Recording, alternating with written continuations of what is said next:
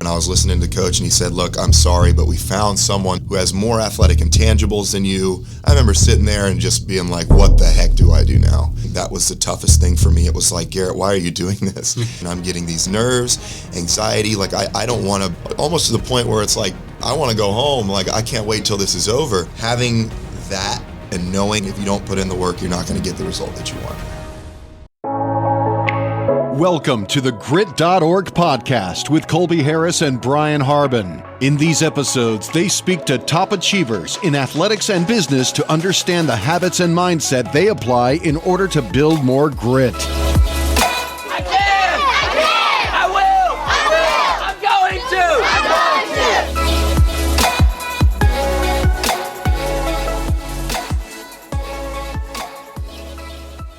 Welcome back to the Grit.org podcast. My name's Colby Harris. Alongside me is Brian Harbin, and we're here with today's guest, Garrett Scantling. Garrett, thank you so much for joining us. Thank you guys for having me. I'm honored to be here, man. Absolutely. True star of Jacksonville.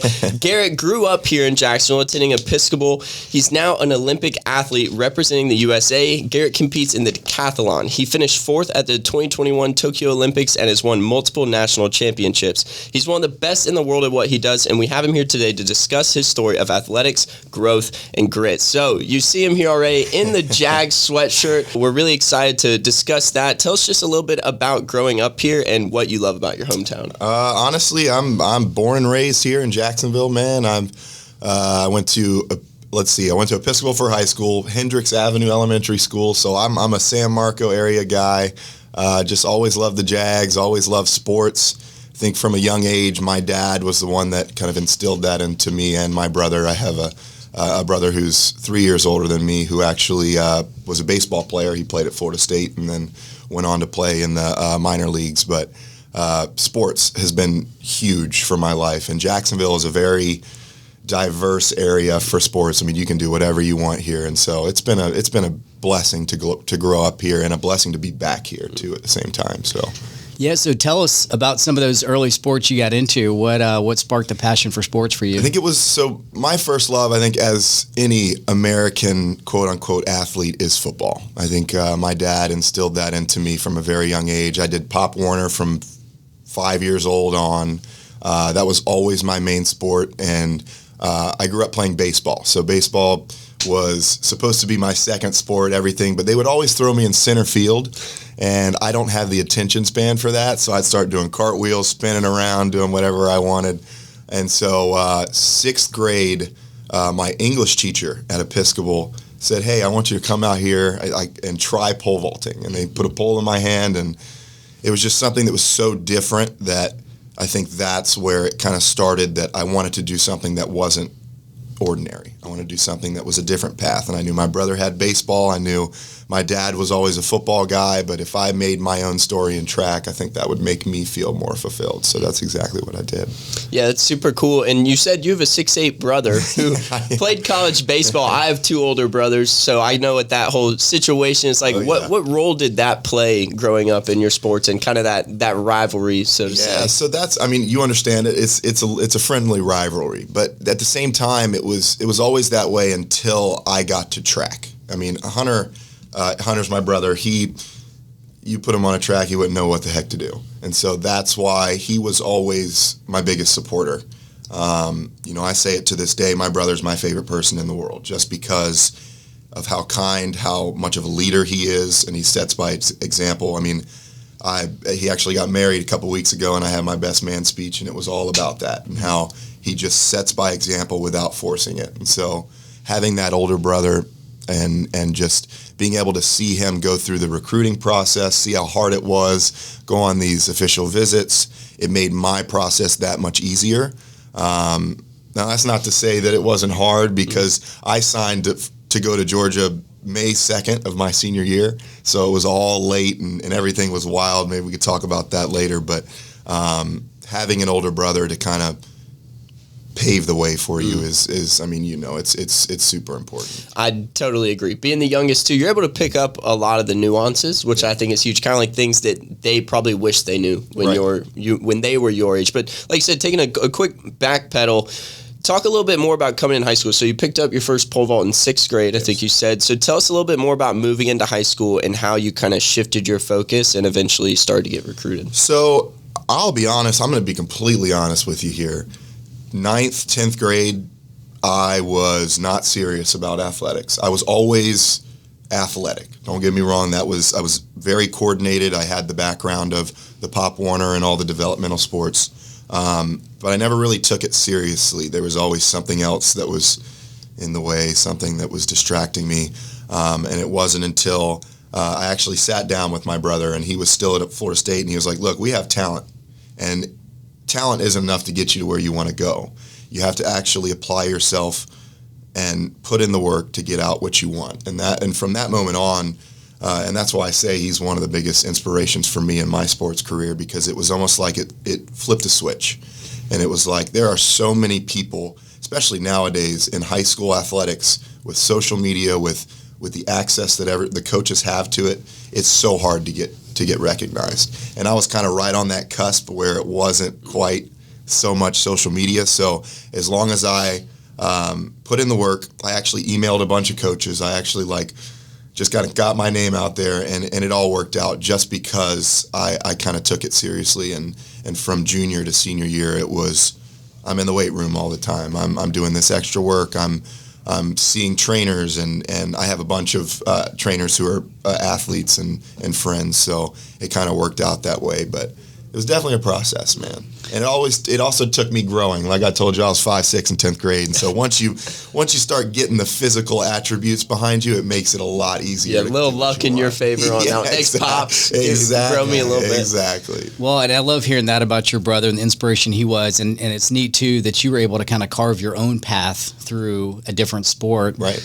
And I know, and I want to ask you here in a second about your commitment to Georgia, but so you said in high school, making that commitment 9th, 10th grade. I know you mentioned pole vaulting in 6th grade, but what were some of the other events you did, or what were any highlights of your athletic track career at Episcopal? It was always pole vault. Pole vault was from 6th to 12th grade. That was the main event. And then junior year, when I hit my growth spurt, high jump came into play. And I actually high jumped 6'9", and that was the event that got colleges to really take a look at what I was doing, because you could be a pole vaulter that jumps 16 feet, but if you don't have another intangible that, whether you can throw something, jump, sprint, then what I wanted to be was a decathlete. I mean, you have to have multiple events to showcase to do that. And so I think once I kind of broke into the high jump, then my coach wanted me to do the long jump. Then he wanted me to do the triple jump. At districts, my senior year, I did pole vault, high jump, triple jump, and long jump, and won all 4. And that was when I realized that this was something that I really need to pursue. And like you said, the recruitment process was tough, because in track it always is. I mean, you don't have they get, on the men's side, you get 6 scholarships, and you have 50, 60 people to dish it around to. And so it's all about performance based. And so percentages, and it's kind of like baseball in that sense, but it's really tough. And so it was all about, even when I got to college, I wasn't on a full scholarship. It was 50%. But then once you keep competing and working at it, it got all the way up there. And so that's kind of the way I live my life, it seems, is that I don't always get what I want at first, but it's always about pushing to get there. And I think that's the motto that I always take with me. Well, and it gave you an opportunity to get your foot in the door. Right. And so tell us, was it, you committed relatively early, beginning of your senior year. Were there other colleges you were looking at or had offers from, or how did you make that decision to pull the trigger and go to Georgia? This is funny. This is tricky. So as I told you, football was always my sport. So I was committed to play football at FAU up until 3 weeks before signing day. And I got a call from the coach. I remember I was going over to one of my friend's house to hang out, and I sat in the car and I was listening to the coach, and he said, "Look, I'm sorry, but we found someone who has more athletic intangibles than you, who has better tape, all this stuff, and we have to go his way." I remember sitting there and just being like, what the heck do I do now? And so that was mid-January of my senior year, and I didn't talk to any other colleges because I was so set on where I was going. And so that's when the teacher who got me into track was like, "Garrett, you have a chance with track." You have to make this year count. And the next 3 months, I was trying to get these marks. I was sending emails out to all these coaches, and lo and behold, Georgia, Petros Kipriano reached out and said, hey, I love these marks. Send me your football tape. And so I sent him my football tape, and he saw how, I was athletic, I was big, and he said, I think I can do something with this. And then actually my official visit was, I visited Florida, Florida State, and Georgia. Those are my 3 top schools. Florida, I grew up a Florida State fan, and I still gave him a chance, and it just didn't feel like the right fit for me. Florida State, they offered me books for a semester. So I went there, and the coach looked me in the eye, and I said, Mom, can we go home? That's kind of how I felt. And then Georgia, they offered me 50, 60% out of state. And so it was on a limb. I knew he had faith in me, and it was last minute. Like I said, I took my official visit. It was the day after prom, my senior year. And I remember falling asleep in the car, and he was like, are you not interested in coming here? I was like, no, I promise. I'm just exhausted. And so the whole process, I'll never forget it, because I remember how stressed I was during it. But it's all about getting your name out there and just believing in yourself that you know that you can put up the marks that you believe in. Mm-hmm. So, yeah. And so moving on to more about the decathlon and being a decathlete, making that transition from football into that sector, what would you say was your biggest challenge or your hardest event that you had to get used to doing on a regular occasion? Well, I only knew pole vault, high jump, and long jump. Well, I wouldn't even say I knew long jump, because I did it once in high school. So I had to learn 8 events from scratch. And I think that my college coach always tells me that's the way he likes it, because it's really easy to teach the habits that he wants you to have. It's really hard to undo the bad habits that someone else did before. And so him being able to just mold me the way that he wanted me to, it was incredible. I would say that, honestly, it wasn't like a single event that was hard. I would say the mental aspect of it was. I think that was something that I never had any experience with in high school, was the anxiety of competition, the preparation of it, just like making a routine for yourself just to calm yourself down kind of thing. And in college, I think that was the toughest thing for me. It was like, Garrett, why are you doing this? Because before every competition, I'm getting these nerves, anxiety. Like I don't want to, almost to the point where it's like, I want to go home. Like I can't wait till this is over. And then after like year 2, year 3, once you get used to your own routine and you understand how to control your nerves and what works for you, that's when you can kind of appreciate it more, and it's more fun. So I would say there wasn't one singular event that was hard other than the mile. I'll give you the mile just because no one likes running the mile. On top of 9, I was going to say, you got 9 other events. I won't even run a mile tomorrow, no events. Exactly. So, that's obviously everyone hates that event, but I would say the mental part of it was the hardest growth for me. Yeah.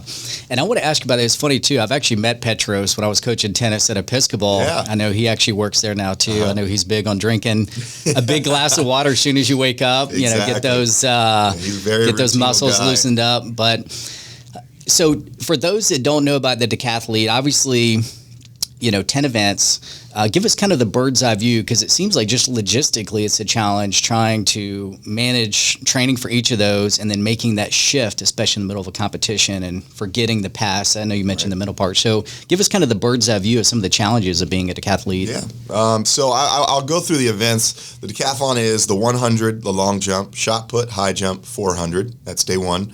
Day 2 is 110 hurdles, discus, pole vault, javelin, and then the mile. So preparation in a week, you're doing something every day, Monday through Saturday. That's, our practice days are 6 days a week, every week. We do cycles, so 3 on, 1 off. And that 1 off one is still, I'm like, Petros, give me some break. I need some time. But just getting used to, you're out there 8 hours a day at the least. With the same amount of 20-something people, and you're all there doing one event at a time. And I think that what has prepared me for a lot of adversity in my life is understanding the fact that you have to turn the page. I think one thing that people don't understand about the decathlon is, let's say you have the 100 and you run terrible time. Well, if you don't turn the page and you don't move on, then that long jump, it's going to leak into that, and then it's going to leak into the shot put. And so I got really, and I'm not going to say during college I was not good at it. I think that I used to get down on myself a lot and carry it into those next events. Some of my training partners had that issue. They still do to this day.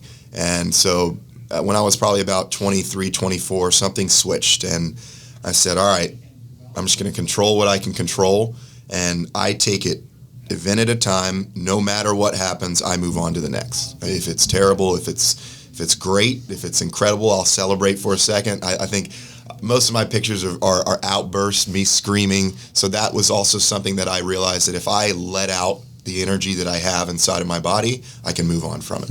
And so screaming, being happy, doing whatever I do, even if it's me getting angry, sometimes I'll go into like the mix room where no one's in, and I'll just get mad at myself for like 10 seconds, and then I'll let it go. And so learning, I think, just how to manage everything in the decathlon, there's so many components of it, has helped me so much in my day-to-day life, coaching, living, everything. And so it's definitely something that people don't think about. They think about the decathlon just, oh, wow, you're the greatest athlete. Like, you go out there and you compete, you take breaks in between events. No, it's a running schedule. You're always thinking about something, and I think that's what makes it hard. I really think that the mental aspect, honestly, in any sport, physicality is super important, but if you can't handle pressures and you don't know how to cope with certain adversity, then you're done for. Yeah, it's a lot like, golf isn't necessarily a super physical sport yet. Golf's the hardest. It's hard. Go give it a try if you don't, because once I got into it, it was one of those things where, you would think it's just, lift club, hit ball fly, and just not that easy. And that's the whole thing too, is you have that mental aspect. And when I was doing my due diligence before we got to meet today, that was one of my favorite parts about you, is I was watching all these highlight clips, and every time it was either like a fist bump, a good scream, something of that nature. So looking back at your time at UGA, what would you say was maybe like a peak moment, or a time where you had that passion and just a real highlight from your career there? I can pinpoint it now. My freshman year at UGA, I kind of carried that. Remember when I told you that my high school mentality, freshman, junior year, where I felt like I was a good enough athlete to get away with stuff. And I was learning a bunch of stuff from scratch, but I still felt like I had the coordination and I was good enough to get away with it.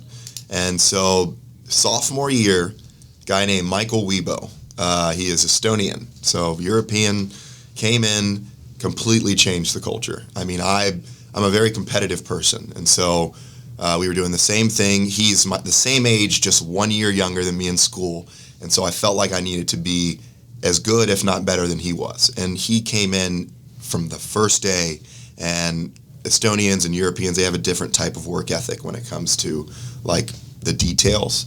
And he was in there, extra work, always doing it. And it started to show that he was getting better than me. Like on the track, I could see it. And so that's when I was like, look, I need to step my game up.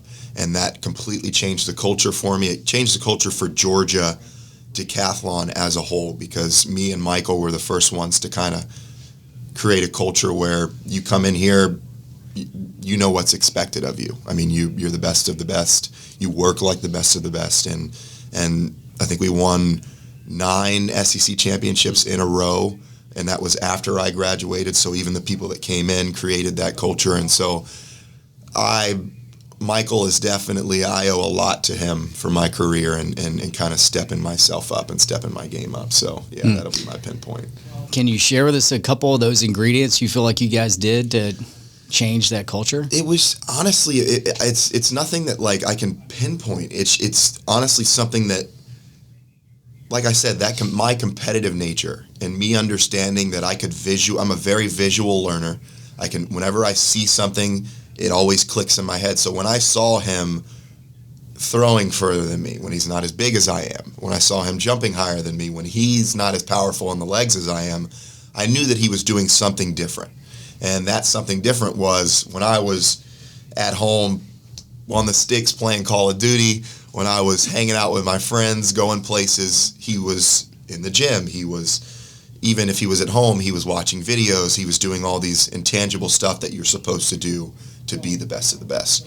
And I'll admit, it clicked in college, but when I took the 3 years off to, after Olympic trials in 2016, to come back here and just be an advisor and be me as a person, that's when it really clicked that, like, this is how you become who you want to be, is by that extra work. Like, that's as cliche as it sounds. I mean, I understand you hear that so much, but it really, once I started to implement that, that's when I became so much better. Yeah, and I love you saying that too, because it's, you know, Jason Babin was sitting in your sheet and said the exact same thing, where a college coach said, hey, it's time to step up your game. And he remembers exactly where he was in the elevator, and it was from that point forward that the decision was made. And I love what you said earlier too about just how you use expression and, for you, excitement to kind of hit the reset button, because, you know, one of the things that, you know, when I was at Georgia during the summers to pay for school, I sold books door to door. So it was very mentally challenging and just dealing with adversity in different part of the country, all that kind of stuff. But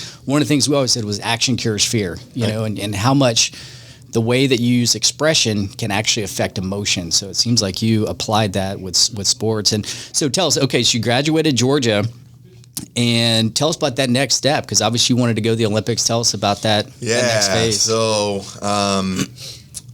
I graduated, and I had one more year. I had my red shirt, so it was like I graduated and I still had outdoor season left, and then Olympic trials for Rio. And looking back on it, and I bring it up again, the excuses that I had in that moment. I did not, compared to the way I trained for the 2021 Olympics and the 2016 Olympics, they are night and day. I think it was one of those things where I think I can skate by. I think I can do this. Like, yeah, this is my dream. I want to do this. Everyone's going to be watching, but I think I can do it. Instead of going like, Garrett, you got to get there. Like, to put in the work, you got to do it. And so heading into it, started off decent. My first like 2 events were fine. Actually 3. I PR'd in the shot put. Then I got to the high jump. High jump was shaky. And then I got to the event of the 400, which is all about how you train for it.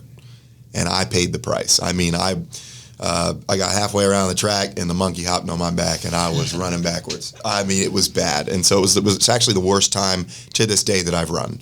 And from that moment on, it was like that event almost lost. I think that's what like kind of lost me my chance at the Olympics.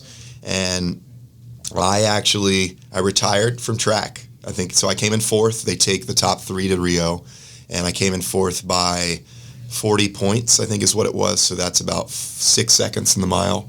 And it hurt. I mean, it hurt, but my whole family was there. It was devastating, and it drove me away from the sport. I quit for 3 years. I actually, something that people don't know about me, I tried to play football. I was with the Falcons. I actually somehow got signed on the Falcons through their off-season program up to preseason, came to the Jaguars and had a 3-day training camp, and then got cut from there. And from that moment on, I was like, sports, no more. I'm done with it. I need to find something else for myself. And I was financial advisor here with Principal Financial Group for 3 years. And I was sitting behind a desk one day, and I would work out like every day, and I felt my strength was there, my speed was there, and I was sitting there and I was like, Garrett, you're good at this, but I feel like I left so much stuff out there and so much opportunity. And I went on a whim. I mean, I met with my coach when he came here. I was like, look, I want to come back, man. And he was like, finally, like this is something I've been waiting on, and I want you to give it a shot. And so it's a very unorthodox path to where I got back to the sport, but I think it taught me a lot about going in, and if you don't put in the work, I mean, this goes with football, this goes with financial advising. If you don't put in the work, you're not going to get the result that you want. And with football, if I didn't go in and if I didn't put in the work that I knew had to be done, someone was just going to come in and take my job from me. And that's exactly what happened. And so learning from those experiences and how devastating they were in the moment, years down the line, I still hold them with me, and they still mean the world to me. So it's all about learning things. Yeah, to just kind of go a little bit deeper into that, I mean, I feel that most people, especially up until, a college athlete stage, you tie so heavily what you do and your worth and all of your decisions really to being an athlete and to being the best you can be. So to dive more into your mindset change, what did you see differently for yourself as a person and as an athlete as you went from full-time training for the Olympics to then having a job, working every day, completely disconnected from sports, to then coming back as I would see, almost like a new version of yourself and maybe an empowered athlete. But tell us more about that, as you kind of had a shift in identity as you went through that. Honestly, I would say that the confidence part of it was huge, because at first I had all the confidence in the world going into the Olympic trials. Like, I think that I'm going to get away with this. I don't. Then all that confidence goes out the window. Then I start training for football, and I get signed to a team, and I'm like, oh my goodness, this might work out. Like, you sign down on that contract, you see all those numbers, and you're like, holy crap, this is awesome. Yeah, go and play in a stadium of 100,000 people. This is incredible. And then you get shut down again, and then there goes that confidence boost. And then for the next 2 years, I don't know if I found it. I don't know if I found it the same. I definitely found my confidence again, but I don't know if it was the same as when I was doing sports. So, like, I always had that in the back of my head, like, I don't feel as fulfilled as I should be.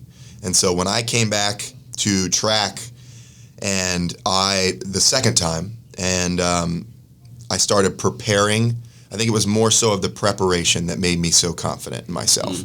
I knew that there were people that were better than me just because they were still doing track, and I took time off, and my body had to get adjusted to it again.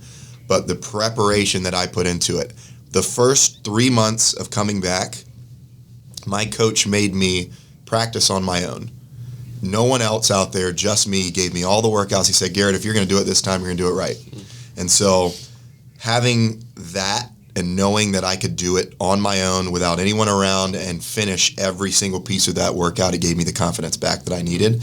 And then once I started going to these meets, and I started seeing the results, and I started seeing how much I differentiated myself from the other field just because of how hard I worked, the confidence that I had was above them. I mean, it was great. I was just going to say, the first thing that stuck with me when discussing confidence now, someone once told me a story, kind of the difference of arrogance and confidence, and he was talking about how everyone he watched, whether they were 5 steps ahead of him or 10 steps ahead of him, he would say, well, if you can do it, I know I can do it, not because I'm being arrogant, but because I will outwork you. My values are stronger than yours. I'm going to show up when you don't. And it seems like that was kind of the shift that you had. Not to say you were arrogant moving up. No, not taking shots here at all. You never know, man. Taking shots at you. But that's exactly, that's what it seems like it is. It's not you saying that I know I'm better than you. It's I'm going to put the work in to pass you when we're on that next race. I'm going to jump a little higher. I'm going to do what it takes to win when it's time to do that. Right. And I'm not going to sit here and say that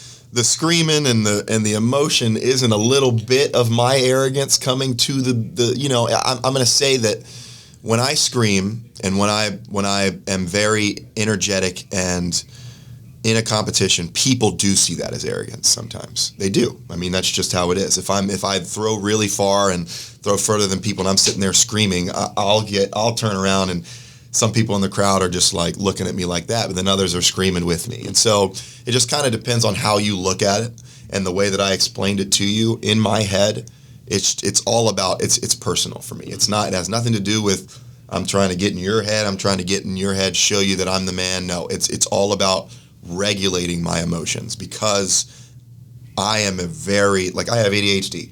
I'm very energetic all the time.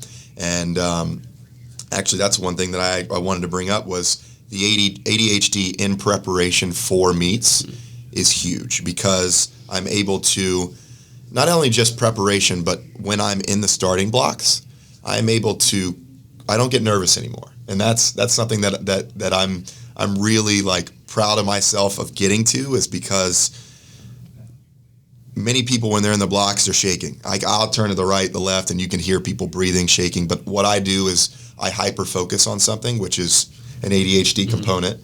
I hyper-focus on the preparation of everything, knowing that I already did this.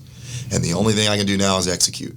And so if I overthink, if I try to freak out about something, it's going to mess it up. And so the first time I implemented that was actually at Olympic trials. And after that, it's been magic. I mean, absolutely magic. And so, yeah, trust the work, right? Yeah, I know I'm giving my secrets away. But Well, hey, no, take it. and I think, one of the secret ingredients of you coming back, I feel like, is just the burning desire of that's what it takes, that when things get really, really hard, you have to have that burning desire. And I think probably what helped fuel that for you too was the chances that you had barely missed, and it helped kind of kindle that fire. And so, and getting ready for the Tokyo Olympics, obviously you qualified, but can you tell us more about how much time you had or anything else with your preparation that you feel like kind of helped set you up for that? So the way that it was set up was not very friendly for multi-events. Our USA Champs or Olympic Trials was right at the end of June, and we competed the first week of August. So we had 1 month. And usually you probably want 2.5 between decathlon, just because it's so much on your body, and you want to be able to peak at the right time. So it was really hard in United States, we're the only country that makes you go through Olympic trials. So like if I competed for Canada, or if I competed for any other country, I hit the standard in March, I would have automatically been qualified. I would have gone. I wouldn't have had to compete at Olympic trials. So that's why, it's the hardest team to make in the world. That's why they always say it. But it also isn't advantageous for the decathlete.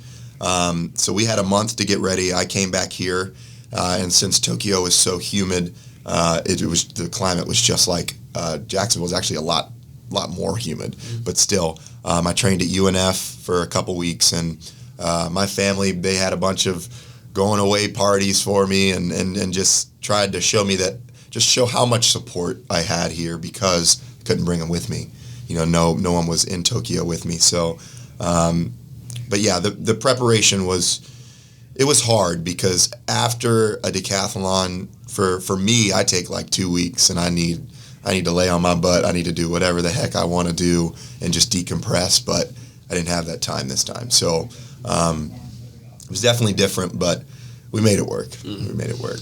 Yeah, talking more about the prep as well as battling COVID, kind of pair those up real quick. Tell us a little bit about a day in the life of prep, maybe what you eat, how many hours you're training, where you get your rest, and then also how that kind of paralleled into dealing with COVID as well as you went into your traveling and the trials and things like that. Yeah, so I know people probably think that I'm sitting here training all day long. I think that's the consensus when I get, wow, how many practices a day do you have?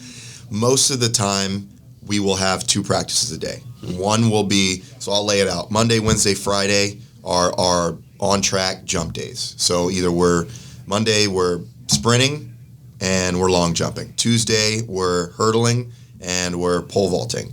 Friday we're hurdling and we're doing one of the throws or on the track doing a long distance workout. Tuesday, Thursday, Saturday, weightlifting in the mornings, and then in the afternoon we'll do our throws. So we'll do shot put Tuesday, discus Wednesday, javelin on Saturday.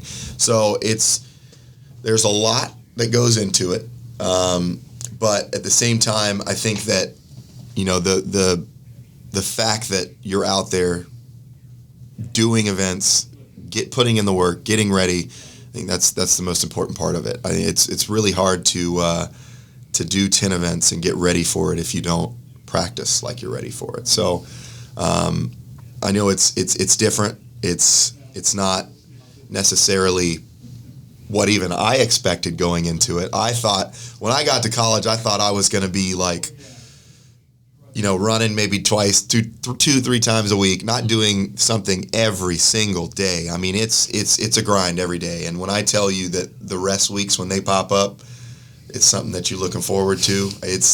I'm like, Petros, please just give me some rest. He's like, man, well, I'm gonna make it easier. I'm not gonna put some rest on you. But it prepares you for everything that you have to expect. And I go back to it again. The harder you prepare, the better it is when you start. So, yeah. So tell us about Tokyo. I mean, obviously you're going out there, didn't have your family with you, but tell us about, the other, being an Olympian, being out there as an American. Obviously, I think it was a little bit different with the COVID protocols that year, but Olympic Village, anything about just the whole environment around the Olympics? So that's kind of, I love the Olympics. I had a great time just because how everything was going on. And with the COVID thing, like even when I was training in college, that's why it was so easy for me to keep going. And while everyone else was shut down, I was in a college system. So they had to get their practices in. And so I was coaching, I wasn't in college, I was coaching at Georgia. So I was able to practice. I was able to have access to everything that I needed so I could prepare for that. But when I got to Tokyo, masks everywhere, which was fine. I mean, the village was huge. So it took like 20 minutes to walk from one side to the other. So it wasn't like you felt like you were in a box. It was different because everyone was wearing a mask. There wasn't like, everyone thinks, everyone has a big party when they go to the Olympics. The Olympic Village is just partying. No, it was quiet. Everyone was pretty focused on their events. I think that's why it was the results at that Olympics were so high and quality was because everyone was so focused. They had a huge dining hall that was, it was crazy. The people that I saw there, Luka Doncic walking past me, I didn't expect him to be 6'9" and be a point guard. Like I'm like, bro, what is going on? Or like the Chinese volleyball team walking past me, and they're all 6'10" or higher. And I'm just like, these are the largest women I've seen in my life, and I feel like a shrimp here. I actually walked past Yao Ming. Yao Ming was there because he was a coach for the Chinese basketball team. And when I tell you that's the biggest human being I've seen in my life, I tried to get a picture with him, and he just kept walking. He wasn't even. Everyone was trying to get pictures with him, and he just didn't even acknowledge anything. But it was just cool to be around. It kind of made you feel like I was in the right spot, just because of how much work I put in, and how much sacrifice I had to make to get to that point. I felt like I was in the right spot, and that was the first time I really felt like an elite athlete. So, yeah, it was cool. And getting back into the competition and the conversation there of what it's like to actually show up and do the events. I mean, you touched on slightly earlier that the mental aspect of it was the hardest part for you. So again, I'm as I picture these two Garretts of like you coming into college and then you coming back after you spent some time working again. It's just these two different people almost in my head, because I can understand that when you kind of take yourself away from something you love or something you know is your path, but you were deterred from it for a bit, you come back with a newfound fire, newfound understanding. So tell us more about overcoming that mental aspect through those 12-hour days and how you did that, or what were some of the keys as you went into that Tokyo Olympics? Yeah, honestly, so the Olympics didn't start very well for me. The whole first day was bad. No, I would say not the first four events were bad. And so that's kind of, I think I got to a point where after the high jump, I actually called my parents, and my mom was sitting at home. They were watching. It was, it was like 1 a.m., but they were on the couch watching. And I said, Mom, I don't know what to do. Like, I don't know what's going on. Like, I feel fine. I go into these events, like, I'm not nervous, but like, I just don't feel like I had that sense of like that extra step that I always had, like I had at Olympic trials. And my uncle actually got on the phone. He was like, look, dude, you're there. I mean, you made it there. You did everything that you wanted to do. You are an Olympian. Just go out there and do what you want and have fun with it. And it was going into the 400. And that's when I said, all right, I'm just going to run this. I don't care if I die. I don't care about the monkey on my back. I'm going to go out. I had lane 9, so I didn't get to see anyone the whole race. And usually that's like, everyone hates lane 9. But when I tell you I got shot out of a cannon, and yeah, the last 75 meters I paid for it, but that kind of switched something in my head to where like, okay, you're fine. Just go out there and do what you need to do. That whole second day, I took that into it. It's the best second day I've ever had. And that was the reason why I got so close to medaling and so close to doing well. And so just mental preparation was, I tried not to make it any different than any other competition. I think before I compete, I'll give you one more like secret that I do so that I don't give everything away. But I like to put on my uniform and stand in front of the mirror. Turn on some blasting EDM music, whatever it is. My genre is all over the place. But I'll sit there and I will visualize every event. So I'll go through it. The first time I'll go through it with some of the best marks I've ever had. So thinking about, wow, I just ran 10:50 in the 100. Like after the 100, I scream. So like I picture myself screaming. Well, I'll go through all 10 events, and then I'll go through all 10 events if something bad were to happen. And so seeing how I would cope with it.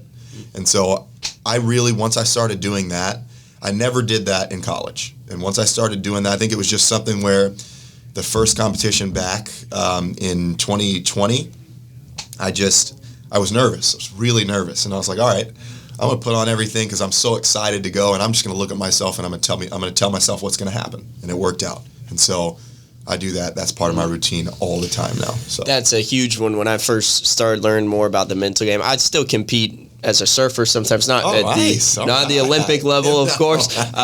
But Brian really introduced me to it, and it changed the game for me as I started doing more events this past year. Just the visualization of what I want to do if a good wave comes, or what I would do if I'm 15 minutes into a heat and I haven't caught a wave yet. Right. So I could totally understand that, of just trying to see yourself in that position before it presents itself. Absolutely. So that was a game changer for me, man. Yeah, and the biggest thing too with that is you're really using the conscious mind to influence the subconscious mind, right? And preparing yourself for the good situations and the bad situations. So whatever happens, you're as cool, calm, collected as. Yeah, and I think that. So I'm actually reading a book. It's called Genius of Athletes, and it's about like the mental preparation of world-class athletes. And I'm on a chapter about Michael Phelps, and his coach stepped on his goggles to crack them I've read that before a world championship. And so when he dove in the pool, his goggles filled up with water, and he couldn't see. So he started counting his strokes, and he knew that it took him 21 strokes to get to the end of the pool. Ended up breaking the world record and winning the meet. But it just shows you that anything can happen in those situations, but it's about trusting in your preparation and understanding that the mental aspect is huge. So. Exactly. And I remember watching that too, and you could see when he took his goggles off the water coming out of the goggles, you're like, wait, did that just happen? How did you just win? Yeah. So, and you finished fourth in Tokyo out of how many total athletes that competed? 24. The 24. Yeah, 24. So tell us, kind of reflecting back, how do you kind of think about your experience there, or any nuggets or takeaways that you have from that experience? Yeah, I always, hindsight's 2020. I always wish that those first four events I would have just calmed down and just done what I prepared myself to do and done what I know I could have. Because if I would have, that's an extra 150 points. And an extra 150 points is second place. And so, like I said, hindsight's 2020. That's always what happens, and you always look back and know what you could have done. But I am proud of myself with the way that I responded, because after four events, I was in 14th place. And so knowing that I had to turn it on, or I was not going to be anywhere near what I thought or knew I could do, that was huge. I think that, just going into the second day. So first of all, I only got like 4 or 5 hours in between days. So got to the track at 7 a.m. Our first event was at 9. I ran the 400 at 9:30 at night, and then got to the Olympic Village to go to sleep at like 11:45 after I ate. Fell asleep in my Normatec boots, and then woke up at like 5 to do over again. But it was just constant. The whole competition was constant. And it was always a battle in my mind. And I think looking back on it, that the way that I responded day 2 was probably the most proud I've ever been of myself in a competition. Just because I knew how far behind I was. Going into the 1500, so the last event, I had to beat the guy behind me by 4 seconds. And I had to beat the guy in front of me by 13 in order to medal. And so the guy behind me, he took off. He PR'd in the event. I think he PR'd by 10 seconds in the mile. And so I had to chase him down. And the guy behind me, he ended up PRing by like 8 seconds. But the fact that I had to chase someone and someone was chasing me, I think was huge for me. And I ended up PRing by 9 seconds at the Olympics, the best and the easiest 1500 I've ever run, which makes no sense. But I think that just seeing the way that I pushed through adversity, that's the biggest thing I take from the Olympics, because there were so many times that I could have just stopped. I mean, I could have folded. There were so many. I think we had like 3 or 4 people who dropped out, and I think so. There's let me bring up a story. There's one part of the Olympics during the pole vault, and I was talking to the Australian guy who actually ended up beating me by. He came in third. He medaled, but I was talking to him, and usually at track meets, they call your name when you're up. Well, at the Olympics, they had a board that just flashed your name up. They didn't say anything. And so I'm in mid-conversation with this guy talking about my financial advising life. Like, he's like, what'd you do before this? I'm like, oh, man, listen to this. And they called my name up, and I missed my attempt. And so I missed my first attempt. Thank goodness I made it the second time. But right when I got back into the locker room, my dad's blowing up my phone. What are you doing? Like, what's going on? I'm like, Dad, I'm just having fun. I'm trying to stay relaxed. And that was that's what did it for me. When I was relaxed, when I was having fun, my marks were incredible. And so that's the biggest takeaway, is that relax, have fun. You'll do fine. That's really cool to hear, too. It's not the first time I've heard that. I mean, when you guys, there's 24, you said, but you are regarded as the best athletes in the world, in your country, even on your continent, whatever it might be. So I've heard that there's a certain level of respect amongst you guys, so that's always really cool to hear. And talk a little bit more about what followed that. I mean, nowadays, too, you are out of Georgia, obviously, but there's been all the NIL stuff happening all the way down to high school kids. Social media has played a huge part in the growth of athletes over the last couple of years. So now you were on the world stage, which I'm sure was huge for just the Garrett Scantling brand as a whole, not just as an athlete. So tell us a little bit more about that and kind of maybe some of the benefits you've seen outside of competition as you've just kind of grown as a person. Yeah, no, the support that I've gotten after the Olympics has been incredible. I mean, even to this day, people, I mean, when I'm at Episcopal, they all come up to me, congratulate me, ask me for advice. I'll say that, so I had on social media, I had probably 6,000 followers before the Olympics, and then I don't know if you know who Leslie Jones is, but she's the Saturday Night Live lady. She's a comedian, but she was doing all of she was filming the events and doing commentating and posting it on Twitter. Well, I had my long jump, and she did something about like how she was calling me like good looking and how did he get on this track wearing this unitard, whatever I had on, and it blew up. And so I got like 20,000 followers off of it. It was insane. And so the outpouring of support was incredible at the Olympics. And the fact that I didn't have anyone there, and the fact there was no one in the stands, but knowing that when I got back home, my family and all my friends were just as tired as I was, because they were up at 3 a.m., 4 a.m. watching me run.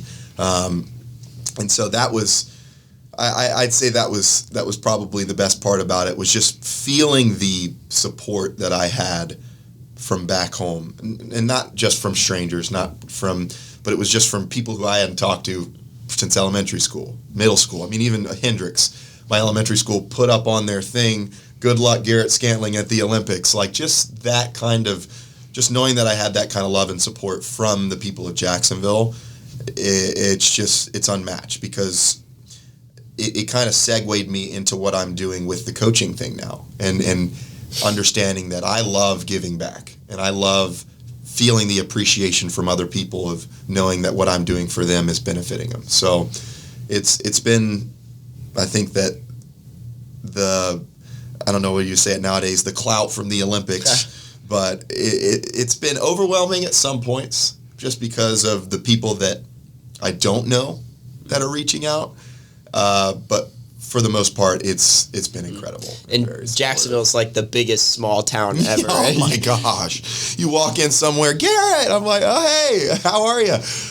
You don't remember me? I was about to say, I can't imagine being in your shoes because there's enough people I meet regularly, and then I'm like, oh, I remember you 6 months later. Nonetheless, I mean, they're talking about like, I walked by him in a grocery store one time. I like said, hey, told him congrats. He doesn't remember my name. What? Yes, yeah, and they so my family actually held a watch party at Bono's. My aunt owns Bono's Barbecue and out in Bartram Park, and they had about 220 people out there watching the 100 and the long jump, and so I got a huge signed. It was my Olympic picture, and everyone signed it, and it's hanging up in my house. So, oh, nice. So yeah, there are definitely a lot of people supporting, man, but. And I'm sure coming back, I mean, just the sheer mental, emotional exhaustion of just, the buildup, the stress of how are you going to do, and then coming back, I'm sure the relief of that, but then you kind of had new things. So tell us about kind of how you figured out, obviously you had some time to kind of recoup and regenerate, but how did you kind of figure out what was next for you after that? So that's something that people don't talk about is that the purpose after. Exactly. The month after the Olympics was so hard for me. Just because it was like I was on such a high here, and all eyes are on you. You're doing what you love. You're feeling so euphoric while you do it, and then you get home and you don't know what you're doing. So I moved from Georgia to Jacksonville at that point. I was still living in Georgia while I was at the Olympics, and so I lived with my brother for a month before I got my place, and so I was sleeping at his house. I'd wake up. I'd sit on the couch and I'd watch TV. I'd hang out with his dog. I didn't know what the heck I was doing. I'd go on walks to just do something. But it was almost like when one of my really, really good friends that I met actually at the Olympics, we knew of each other before, but she competed for Team Canada, and she had the same issue. It was just like, what do I do now? I wasn't supposed to make the Olympics, and it was the pinnacle of my athletic dream. Well, it's all about just everything in life so far for me has been about taking that next step. Just keep putting one foot in front of the other, and something's going to figure itself out. And if you are as true to yourself and you understand that you have all this talent and you have all this stuff that you can bring to the table, something's going to find you. And so I just kind of kept my head down, and training started up again. And when it did, I think that was the best training that I've ever had in my life. I think that was when I knew the Olympics gave me all the validation I needed to understand that I am a world-class athlete and I belong where I'm at. And so up until I got hurt this year, it was the best season I've ever had. I tore my internal oblique. So it was throwing the javelin, complete tear all the way up my side, and so that's what kind of derailed my season and derailed everything that I had been working on. But up until that point, I felt incredible, and mentally, my confidence was up, my just happiness, everything, and still to this day, I still feel the residual of that. I mean, just understanding that I am and always will be an Olympian, no matter what happens. That's a boost of confidence in itself, just because I can carry that with me for the rest of my life. And so definitely after coming back, that transition period was tough. But once I got back into track, I was a different animal. I mean, the workouts I was cranking out, even my coach was surprised. He's like, I've never seen you work this hard before. And I had one competition. I had a couple. I had an indoor season that ended in Serbia with food poisoning, and of course my stomach didn't hold up. But then I had an outdoor competition where I got to kind of showcase everything that I had been working on, and that's when things blew up. That was the 7th best score of all time in the history of the decathlon, and wow. and so I think that going to the Olympics kind of, that's like the pinnacle of sports, but it knocked my want and my drive up so much more and changed me into a different person altogether. So, and I think that's great insight for other people with aspirations and dreams. It's like, if you really think once you hit that goal that life is what you might imagine it to be, of like this perfect scenario. It's just not true. I mean, I think once you reach that goal, I mean, people, I would say they have one of two things. They either get really excited to go back and to keep on the grind, or they get completely lost of like, oh, well, I did it. I don't know what to do. So you took the route of really grinding, keeping your head down, keep working. You did say you had a small injury, so I would imagine you still kind of had to figure out ways that you could honestly keep yourself sane now. So tell us a little bit about what you enjoy doing outside of sports and how you kind of make sense of all the mania. All right, well, I brought it up earlier. I am a big gamer. I love to play games, man. I love Call of Duty. I'll play sports games too, Madden, FIFA. That's the one. There we go. Just way better than Netflix right now. It's like I might as well hold a controller and get dialed in. Exactly, and you're working on your reflexes, dexterity. It's all up.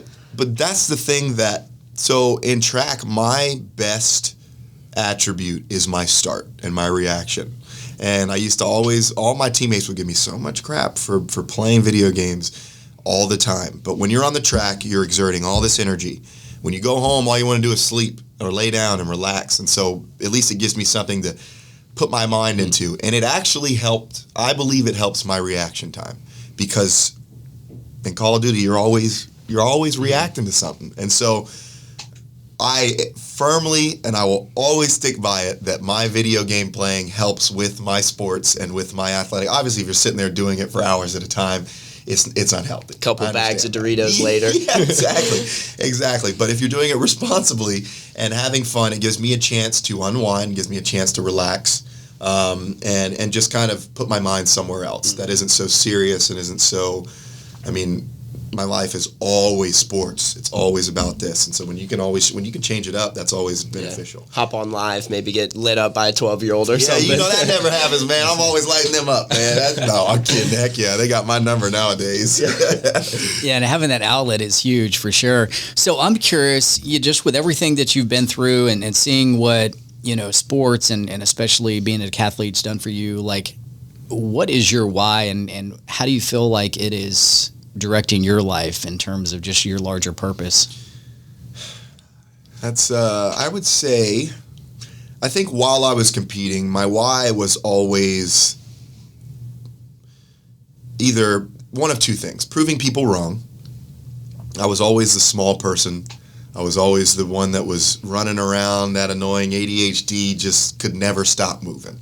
And my brother was always the athlete. He was 6'2" in sixth grade. He was always the one that everyone had their eyes on. And so I think I always actually used to hold that against him. I no longer do, because it drove me to be who I am today. But honestly, I would say that just having a sense of drive to push myself to be who I want to be. I think I have dreams of who I picture myself as. I have dreams of what I can do with my body, with my mind, and I really do believe that just my personal drive and those dreams, they just drive me to do things that are out of the ordinary. And I'm not an ordinary person. I have a lot of, I'm trying to find the correct word for it. I would say the work ethic that I have when it comes to chasing after something is very unmatched. Even if it's like I brought something to Episcopal the other day with a counseling position. That's something that where I would help the athlete who is going to college and help them with their recruitment process, help them with the mental aspect of it. Even when it comes to something like that, I understand that it's a challenge for me. And if something is a challenge for me, for some reason, something clicks in my head to where I need to step up my game and I need to put all of my force into it to make it something that I'm proud of. And if it's not something that I'm proud of, then what the heck am I doing? I never do anything halfway. And so that's kind of my driving and motivational purpose. It's interesting you say that too, because I can definitely relate to, when I was a freshman in high school, I was 4'11", 75 pounds. Wow. And I loved sports, but I was always, I was cut from baseball team because I was too short. It was like, was never quite. And then as I get a little bit older, it became like seeking approval from other people, whether it's authority or coaches, and then realizing, okay, well, that's not really ever coming. But where I felt like I really kind of unlocked that next level for me was like, okay, I'm at my best when I'm pouring into other people and mentoring them. And so one of the things that I really appreciate about you and what you've done is, just seeing, you coached my, son at track last year and Episcopal and football and all the things that you've done, pouring back into that next generation. And I think, and you may not have seen the results or feel them, but I can absolutely assure you that what you're doing for young people is changing their life, but it's also, really helping you see the larger purpose, which, so I appreciate that as a parent, also a person in the community. So thank you for that. Yeah, it's been really great being back there, just because, I obviously went to Episcopal, 7-year survivor, but it's a different perspective that you have from it. All the teachers who I was afraid of when I was in school are now like my best friends, and they're great people, and they also understand that, you're there for the student. And so, I'm coaching 3 sports, football. I'm the head coach of weightlifting for women, and then I'm going to coach track again. And so just seeing how much they look up to me, respect what I tell them, is huge, because like I told you, I coached at UGA for 2 years, and that's a different type of athlete. Especially when it was Petros's group, they had the number 1 recruiting class in the nation. And so it's these high level athletes who are human beings. And of course they always come to me for advice because I was in their shoes, but it's not the advice like I'm getting nowadays. Like I'm actually telling them and giving them advice on how I live my life, how I cope with certain, adversity. And it's so much more fulfilling than I expected. And it's something that I want to do for a long time, for sure. I got into coaching, let's see, when we started our summer camp in 2020, I guess that was kind of my first introduction to it. Yeah. And I loved every second of it, got into now coaching flag football alongside Brian too. Yeah. And I think my favorite part is just getting to see everyone grow, because you see so much yourself. I see myself in all the young people I interact with, athlete or whatever it might be. So one of the things I want to say, my word for 2023 is perspicacity, which is, a knowledge and skill. Explain that one to me. And I think you'll love it, because that was one that I heard not too long ago, and it's about having knowledge and skill in a lot of different fields, which I think is majorly a tactic to be successful in anything. Yeah, like you said, you were a superb athlete, but maybe lacked a little bit of the mental side of it, or lacked the discipline to really show up. Yet we can also discuss how video games helped you become an Olympic athlete. And that's just what it sounds like you incorporate to it, Episcopal, to this day. It's like, hey man, you got this good thing going, but like, what could we put in there? What else could benefit you as another layer of skill? And that kind of leads right into just one of my last questions for you is, if you had a chance to either talk to your younger self, or if you could have like almost a mission statement for all these other athletes you interact with, what would that be, to help them find success? I always have this conversation with myself, because I'm always like, I know everyone does it. What would you do if you could go back? I sit there and I feel like I'm one of those old heads now, and I look at my students and I'm like, man, if I was in your shoes, you'd have no idea what would happen. But I really think that, honestly, it comes down to the hard work. As simple as that sounds, I am a very simple person. And that's how I competed. That's how I do everything in my life. I think the more simple that I made it, the less nervous I got, the more successful I was. And like I'd say, like getting up and, like I mentioned, getting into the blocks, getting set up. I'm only thinking about one word whenever I'm in the box: explosiveness, aggressiveness. 2 words: get out. But like I'll let them go through my head and just cycle one word. And so I try to give these kids that sense of like, there are certain mechanisms that you can use to help you. And I'm trying to, they're younger, and I have a pole vaulter now, and she is an overthinker. I wouldn't say an overthinker. I have red and blue. Those are my like 2 things. Red is like how you breathe, how you you don't think about, when your blood pumps, all this stuff. Blue is when you're thinking about what you need to prepare for, what you need to do this, what you need to do that. Her red is fine. When you get too much red, that's when you're too you're fight or flight mode. Yeah. Too much blue is overthinking, and you're really you're thinking way too much about your steps, your swing up, all this stuff. For me, and for helping her, it's all about simplicity. It's all about finding your red-blue balance and finding right in the middle. And so she'll go up and she'll be like, I don't know, I can't plant the pole, I don't know what it is. And I'm just like, just do it. That's it. That's all you can do. Keep it simple. Run down the runway, stick the pole in the box, and swing up. And so it's really hard to change their mindsets at this young age, but I feel like the more you drill it into them, the more that it helps them. And I can already see from last year the night and day difference in just her as an example. And so I would say that, looking back on myself in high school, I didn't think at all. I just kind of just went out there and did it. And yeah, that helped a lot, but it could also be a reason why I wasn't as good as I could have been. And so it's tricky. It's a balance of everything. But yeah. So I wanted to ask you too about kind of what's next. I know obviously you're coaching 3 sports. Yep. Anything else on the horizon, short, medium term? So tricky, because for this next year I'm going to take track off 100%. I think that I'm going to focus on what I want to do here and focus on Episcopal, building something there. Obviously I still have my injury. It wasn't a small injury. It got to the point where I couldn't even turn to the left. I couldn't sneeze, couldn't cough, all that. They say your obliques is everything. Oh, they like abs, this, that, and the other. Your core is absolutely everything. And I had no idea. You don't know until you heard it. And so what I'm doing now with Scan Athletics, which is something that I created that is speed development, strength development, track and field development, and it's one-on-one training.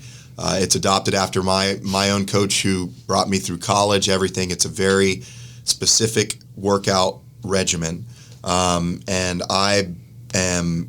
it's from all ages. I'm training a kid who's 6 years old right now and all the way up to my cousin who's 18. So I think the most important thing for me is if this whole process of going through Olympics, not making it, being a financial advisor, going through all that COVID stuff, making the Olympics and becoming an Olympian, if that was what this was for, was to have that experience of being an Olympian and bring it back and give it to the youth of Jacksonville, I can't complain about that. And so I think that is, whenever I think about it, I feel fulfilled, and I feel like that's something I can challenge myself in.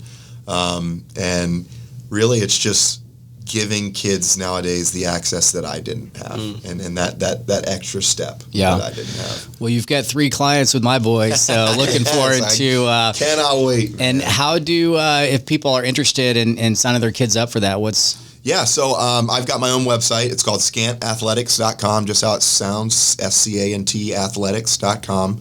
You can go in there and it'll have it's everything's laid out, has all the information on who I am, what I've done, all my programs. You can go in there, you can schedule workouts. We have packages. You've got single session that you can book, and really just my thing is just to get out there and see how it goes. And it's all about, obviously, that first initial workout is the most important, seeing if the kid likes the trainer, if the trainer can see himself helping that kid. But at the same time, I have not run into that problem yet. And I feel like I am very open. I'm very, relatable. And so it is what it is. If you want to come get better and actually learn from someone who's been there and been in the position that a lot of people want to be in, then I'm your guy. Well, I would definitely be reaching out if I was middle school or high school, getting ready to do something. I just want to say, man, to kind of second what Brian said, we really appreciate what you're doing, again, to come back and be inspiring these kids and to just be sharing this game that you've learned. I think that's the most important part, and that's really why we started this show, is we wanted to get into those conversations. Everyone sees that you're an Olympian and everyone gets that you work hard, and that's just to say that is what every guest that we've had on, we really ask, what do you think was the key? Yeah. It's hard work. It is hard work. 10 out of 10 times we've never gotten a different answer. And I think for you to not just showcase that, but then break it down of like, what does hard work look like? You know, what does getting good rest mean? I mean, that is the sort of stuff that a lot of these young athletes need to be understanding as they're just getting pushed all the time and really finding where their limits at. So we really, really appreciate you coming back, being on the podcast today. I just got one last question for you. As you know, Grit.org is really built on 12 life and success principles. It's called our Grit Creed. So looking at it now in front of you, what would you say resonates most with you and why? Well, I mean, I picked this one out immediately just because I saw the word, and I would say it. I am mentally, physically, and emotionally resilient because I have had a lot of adversity in my life. I understand a lot of people do, but when you have all these dreams that you pursue and 2, 3, 4 times they get shut down, what do? And for me, it's all about being resilient. It's all about having that mental fortitude to take that next step, foot in front of the other, and keep going forward. And so, I honestly think that that's the biggest part for me is having that grit to just move on forward.